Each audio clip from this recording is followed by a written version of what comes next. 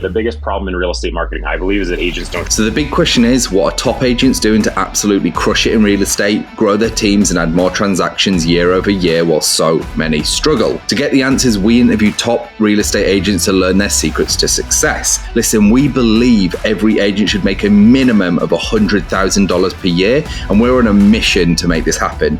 We've already helped over 100 agents achieve this with our coaching. So if you want to fast track your business growth, get to your first $100,000 in GCI or add another $100,000 in GCI using social strategies, then head over to go.eliteagentsecrets.com, or you can just click the link in the description below.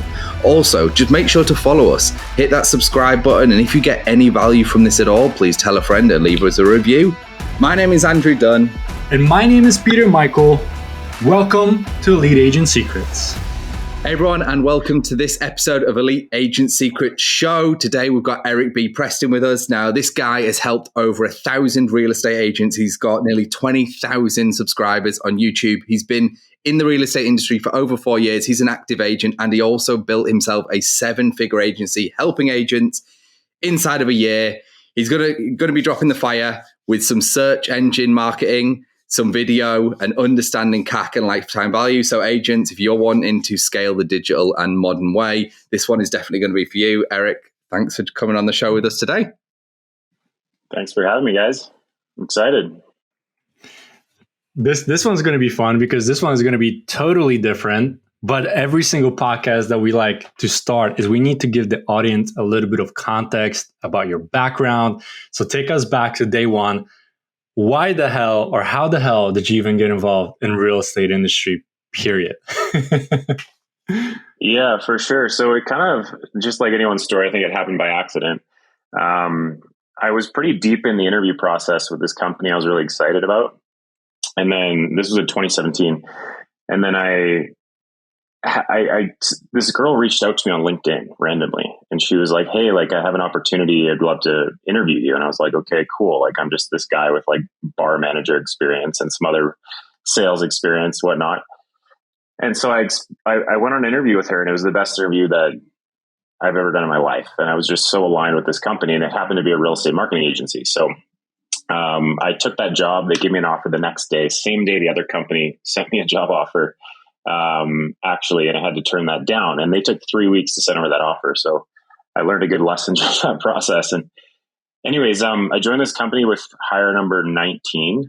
I was with the company until they scaled up to about like 80 or so. But I was an appointment setter. So I got out of that in 6 weeks, just tried to crush it. Then I became the number one closer, did that for like 6 to 8 months. And then the CEO gave me her role to actually go out to real estate offices, so prospect brokers, and get into real estate offices, present to agents on how to run Facebook ads as a lead generation strategy for the agency. So I just that wasn't its own role yet. She was doing like 2 a month, and I was given kind of the reins on that to make it its own position. So I was working with the CRO, director of marketing, learning Facebook ads for agents, like had some great mentors, put together a big presentation, fucked it up so many times, almost broke down crying. Thought I was giving this opportunity away while I was like presenting in front of leadership and trying to like make this presentation that I was supposed to go out and do really palatable. I fucking sucked. Like it was terrible. And so, I just started running with it. I was like, fuck this, I'm going to do it. I started going out to brokerages, started with a couple of Remax offices, just totally fucking bombed my first few presentations, was not feeling very confident, and I just decided to commit to it, and I got better and better incrementally, and I ended up doing about 150 workshops in a year and a half, all over North America, about 120 in person and 30 online. Through that process, I learned like a ton. Like I was just researching, learning. I got really good at presenting. I did groups of like 200 down to groups of 10. My role accounted for actually 35% of top line revenue for the company at its peak. It was like 20 to 35% out of a sales team of 16. Holy shit. So it was a pretty important role. And then what I decided to do with the top closer at the time, him and I decided to kind of get our real estate licenses in secret. So we were like studying after work for months to get our license over in BC, which is pretty hard to get there. And, then we became agents. We delayed. We joined Keller Williams. We delayed 6 months. Finally took the leap of faith, got into real estate. And that's kind of how I started as an agent. I feel like at this point I'm rambling. I don't know if you want me to. This is good context. This is great. No, I love it. And you went through, this was a fucking war zone for you after a hunt. So you're doing 10 a month. Once every 3 days, you were presenting to another broker, another team, another group of agents to try and sell them this thing. Oh, dude, I do 5 a week. Now, so I would wake up. No, not now. This was when I was at this job. I would wake up at 5 a.m. in Vancouver, and most of my market was Washington. So I would drive down to Seattle for a presentation at 10 a.m. And then I'd do one at 10 a.m. I'd do one at 12. Then I'd sleep there overnight. Then I'd wake up again the next day and I'd do another one at 10, another one at 12, and I'd drive home. And then I'd do one like in Vancouver. So I was on the road a lot. Like I crushed podcasts, audiobooks. I was just like traveling around everywhere. So that is trial by fire. Yeah. So I got really good at teaching Facebook ads to real estate agents, basically. But when I became an agent, it was funny because I started running Facebook ads and Google ads, but then Google ads just worked way better. We closed a lot more deals out of Google than we did from Facebook. And so what my partner and I did, the top closer at this agency and I, we like partnered up as a real estate team. And then we were doing deals together. And then basically, from there, we actually had a lot of interest at our office of people wanting to learn the online marketing stuff. So we actually created a course. So we did like a Google Ads basically program. We had a bunch of other stuff we were doing in it too, but we were learning from like Dan Henry and like Alex Becker on how to like launch a course. So we put all this work into this big course, and we did this big splashy launch. We did like 32K in a day. It was like, wow. We were just like blown away. At that point, we hadn't been really earning much money for a while because we were just, we weren't actively selling too much real estate. We were just focusing on getting this course off the ground and building it. So we basically did that. We scaled that for like a year. I think we sold like probably like $400,000 or $500,000 in courses, to agents, specifically teaching Google ads. That's where I ended up coaching a lot of people on Google. And so through that process, I got really good at teaching Google. And then at the end of that cycle, what happened was I just had so many students who didn't execute, right? And they were just like, Eric, can you just do this shit for me? Like I haven't found the time to actually go out and do it. As you guys said before the call, a lot of people don't take information and take action. So that's where I started my agency. That's where I started my Done For You agency, was through that process. And so I kind of started that solo, and that just kind of took off really fast. Like I just had an inflow of clients. I had recently joined EXP and I partnered with Jason Samard, and he was just like sending me clients like no tomorrow. So my agency just took off. After a month, I hired my first team member, who's now my director of operations. Here we are a year and a bit later, we just had our first 6-figure month. And so we're kind of on that 7-figure run rate. We're hoping to do, over 2 million this year. So that's really exciting. Through that process, like once I started putting out content on YouTube, it's grown to like just about 20,000 subscribers now. And that's been about probably 85% of our business comes from that channel. So we haven't spent a dime on paid ads. So our agency has all been organic, leading with value. And that's kind of what we teach in our program, is like how to use video to build trust with people. And through that process, last year, we brought on 100 EXP agents as well. So that was kind of like the two things I'm really focused on these days. So I got a quick question for you. When it comes to Facebook versus Google versus whatever other platform you're out there, why do you feel or think or believe that Google was the better outlet for you? Is it because of the market? Is there because it's different intention? Help us break it down, because I know we are pretty big on Facebook, but those leads are something that you need to nurture, and they're maybe a little bit further out. And Facebook is totally different than Google, right? Intent versus disruptive marketing. But it's interesting that you're saying that Google all day, every day for you outperform, and this is why you went really deep into it. Yeah, I mean, don't get it twisted. Both work, and you really have to lean into the nurture process. Either way you spin it. We've just found like the type of person that types in, homes for sale in Seattle versus the type of person that just clicks on a Facebook ad. There's just a little more intent. You deal with less leads to get a higher conversion. And that's just what we found. It's like, and the whole system works together. Like the same person that goes to Google to look for homes is going to go to Google to look for you.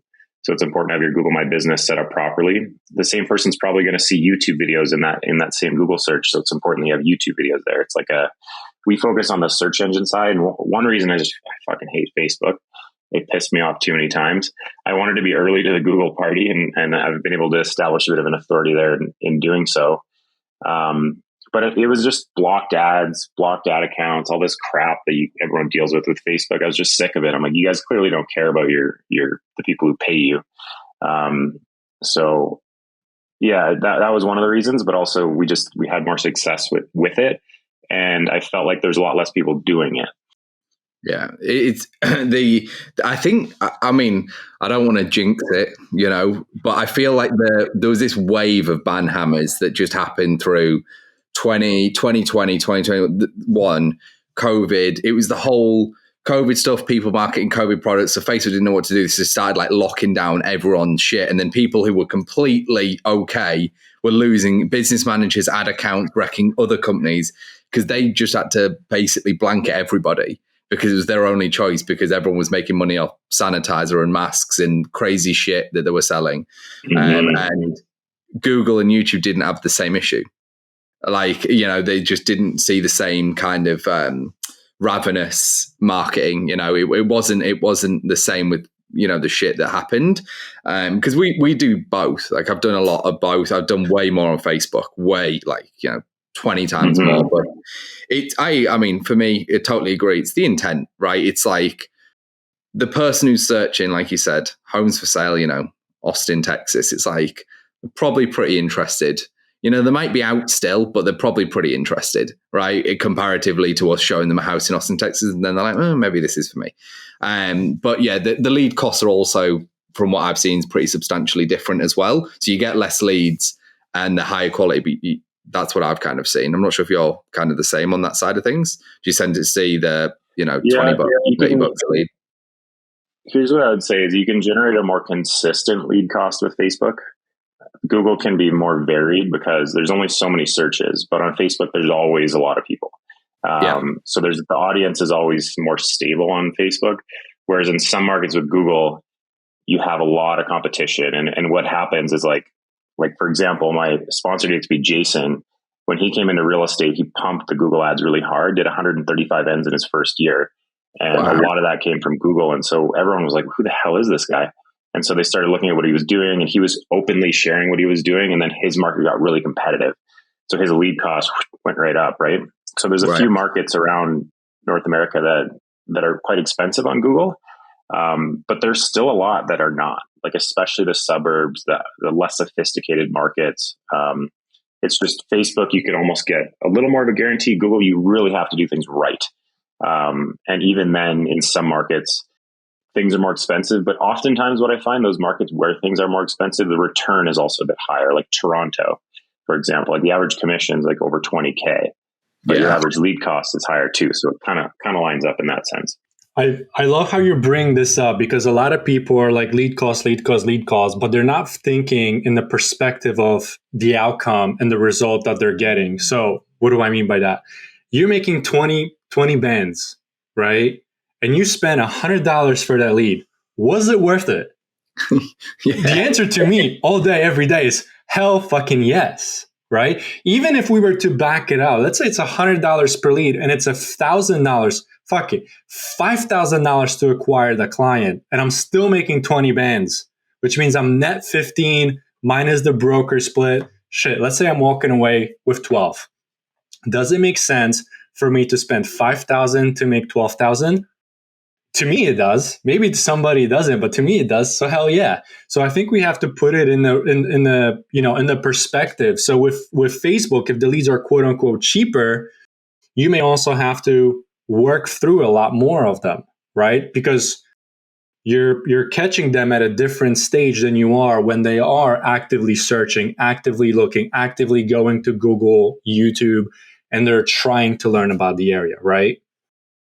Yeah. Well, I mean, do you want to talk about CAC to LTV? Because I love this topic. Let's go. No, let's go first, because I think these are going to flow quite nicely together. Because I know for people, by the way, for anyone listening who hasn't checked him out on YouTube, go and check him out. It's just Eric B. Preston. We're talking off air. I'm like a fanboy. Peter's catching up. So I know some of his frameworks. I know some of his shit, but I don't want to ruin it for any of you. So I'm going to let him expose his frameworks, which is kind of what this whole episode's about. From his topics, I can already see. So let's go into topic one, which is search engine marketing. And let's dive right into that. Sounds good. So you want me to just give it like the Cole's notes of my beliefs? Yeah, give the 30,000 foot view. Like, what is it? You know, how can people utilize it? What are the advantages, disadvantages? You know, where the best place to go? Because there's a lot of, you know, for some of our listeners that won't even know what it is. You know, so let's just break it down from the beginning and let's get, you know, and give some actionable strategies along the way. Yeah. Of So people. So search engine marketing, for anyone that doesn't know, is just advertising in search engines, namely Google and YouTube are the more relevant ones. Obviously, there's others like Bing and Yahoo and DuckDuckGo and things like that. But basically, that boils down to SEO or PPC. SEO is organic search engine marketing, where you're writing blogs and trying to get traffic that way. And then PPC is paid traffic. So you're just paying literally to be at the top of the search result. And then there's YouTube, which is an organic strategy for most people. There's still paid ads as well. But here's my kind of analogy for search engine marketing. I think running an ad on Google is kind of like very different than running an ad on Facebook. I think of Facebook ads as like putting a billboard on the side of the highway, where when you're targeting someone, you're literally putting a billboard on the side of the highway and you're showing it to everyone driving down that highway. For example, the example I like to use is like, I see a McDonald's billboard. I will never eat McDonald's in my life, but it's there and I see it. It's not targeted to me. It's targeted to other people. I'm going to see it anyway. And I'm going to see that regardless of whether I'm going to go to McDonald's or not. And so that's kind of what running that billboard speaks to at least me. And never say never, because when you have kids and you're on the go and there's McDonald's and there's that McFlurry and they start freaking the fuck out, you better believe I'm going to pull over. I'm sure their ice cream machine's broken anyway. So that's so true. So true. There's a good video by Johnny Harris on YouTube for anyone that found that funny about why McDonald's ice cream machines are always broken. He like breaks it down. He did so much research. It's like hilarious. But anyways, so with real estate marketing, you can target people in a 15-mile radius. So pretty much like slap a billboard on the highway, show it to everyone that passes. There's not a whole lot of targeting you do. Running a Google ad is like setting up a storefront, like where people like walk into your store with some intention, the store being like Google. They walk into the store to look for something specific. Now, yes, are some of them going to be window shoppers? Of course. Yes. Are some of them going to be not relevant? Yes, of course. But there's more intention behind someone who walks into a store than just drives past a billboard. And that's kind of why search engine marketing can be, I think, so powerful is that intent piece, because you have something called search intent where, you know, just the thing I always like to say is analyze your own behavior, right? When you click on an ad on Facebook, think, why did you click on that ad? And then when you search for something in Google and you click on that ad, think, why did you click on that ad? Probably because it lined up closely to what you searched for, right? Facebook, you probably clicked on it because it was clickbaity or it sounded interesting or you were bored or something. But obviously Facebook ads generate a lot of sales, right? I'm about to start running a lot of Facebook ads. I sold most of my course the other year from Facebook ads, YouTube ads and Facebook ads. So it obviously works. It's important to understand the difference. Yeah. You know, it's interesting that you bring this up, because I was just thinking of, you know, the answer to the question that you just posed is what made you click on a Google ad? And I don't remember the last time I clicked on a Google ad, because I have an ad blocker, right? So that kind of eliminates the first 5 links I think that show up. But when I am searching for something, if I want something quickly and I have an immediate need, I'm going to Google and I'm fine. Like, let's say I'm looking for a best restaurant, right? In my area, like I'm going to Google, I'm looking for it, and the ones that have the best presence are the ones that are showing up, and I'm going there. But recently, I've been clicking on a lot of Facebook ads, specifically because somehow either they're inside of my head or they just listen into everything that my wife and I talk about, and they seem to be putting everything in front of me that I was like, oh, maybe we should. So I'll give you guys an example. My wife was talking about a playground for her kids. All of a sudden, I am not clicking on that shit. Okay. All of a sudden, it is showing up in my feed. They're showing up as my ads. I'm like, what the hell? Like, I never, do any baby stuff on the internet, whatever. But then when I'm looking at her stuff, everything that we talk about and all the baby stuff is showing up on her feed, right? And it's like she starts buying stuff probably we really don't need, but it looks cool. It gets served to us at a specific moment in time where it fits that need, and we buy more of as a reaction, right? As opposed to being proactive and going and looking for it. Yeah, and I think there's more to that algorithm than they give out about how they collect information. There's this joke. It's like I told something funny to my wife. I laughed, she laughed, Siri laughed, Google laughed, and everybody else laughed. With search engine, one of the things that I think is I think, by the way, I love your analogy. It's like a storefront, because it totally is. It totally is. That's such an amazing way of putting it. Billboard versus storefront. And I think, like, we've touched on this numerous times already, and it's like there's a few things you got to understand. Nurture is important with both. You're going to have to do probably a little bit less because you'll have less volume on Google. The competitive nature of Google is higher in some markets than, say, Facebook will be. These are important things for people to understand. When you've been helping agents with the Google ads specifically, what are some of the things that you've seen work that you could, give to our listeners, where it's like, whether it's certain copy styles or ad types, or whether it's certain targetings, or just, something that if they're listening to this, they're going, I'd love to give it a go, or if you've got some training on it or whatever, if you've got something that they could check out, because I think some people will be like, Google ads sounds better for me. We can definitely talk about strategy for sure. I mean, it's funny, you have an ad blocker on Google search, and I have a newsfeed eradicator on Facebook. I don't even see it. So, it's going to waste my time. But yeah, I think, the number one thing is you have to lean into the nurture, and it's the nurture where people go wrong. So wherever you're generating your leads from, specifically online, I think it's the nurture process that has to be dialed in. And we're big believers in actually hiring that job out, as opposed to doing it yourself as an agent, because it doesn't scale when you do it yourself.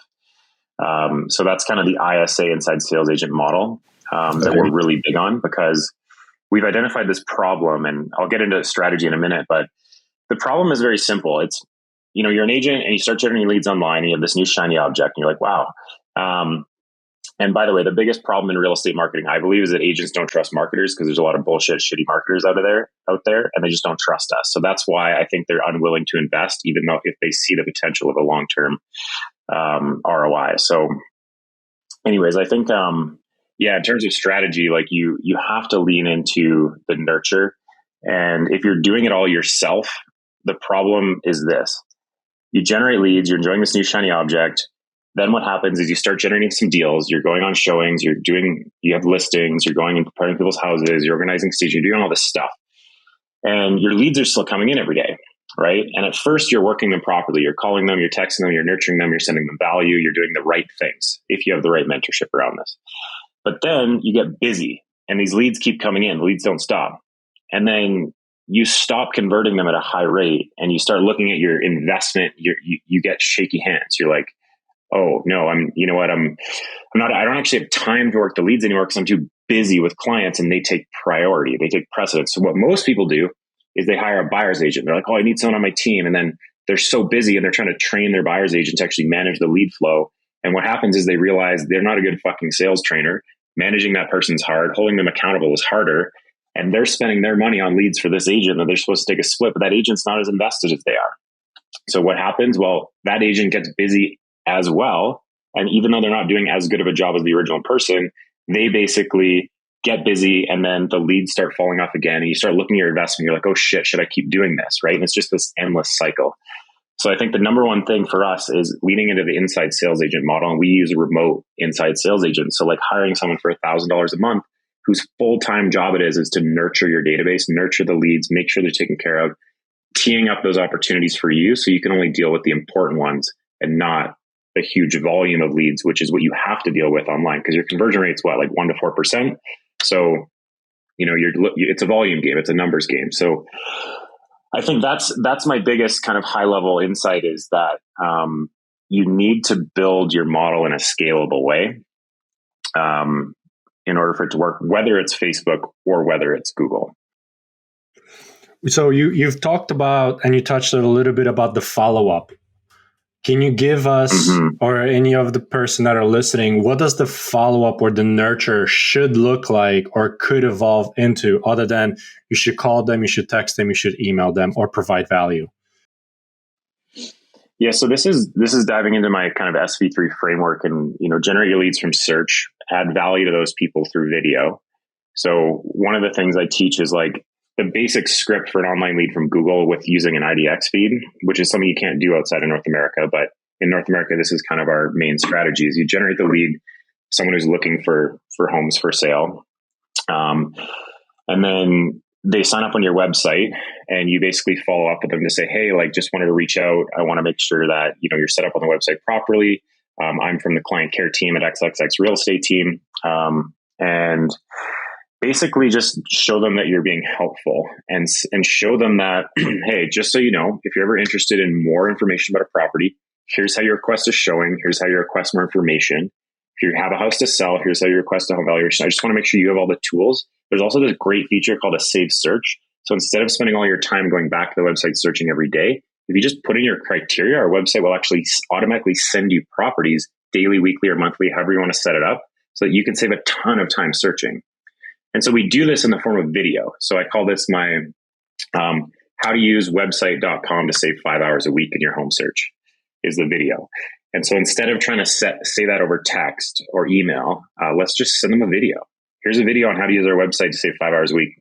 Let me know what your thoughts are. Hey, I just want to follow up with you. Did you get that video? Like, I just want to make sure you're set up on the website. I want to make sure we're not dropping the ball, right? You're just showing them that you're a resource, showing them how to get in touch with you if they want more information, showing them that you're just helpful, right? This is the IDX thing. I got one question about, do you have any recommended website or IDX providers that you tend to see the best results from? Because we've used a bunch of different stuff, and some are good and some are bad. So it'd be good to hear what your thoughts are on that after serving so many people. And then the second part is obviously we're kind of about to dive into, which is part of your SV, as I am well aware, so I'm excited. Oh, and by the way, if you're interested in gaining access to our courses and coaching 100% free, then head over to go.eliteagentsecrets.com.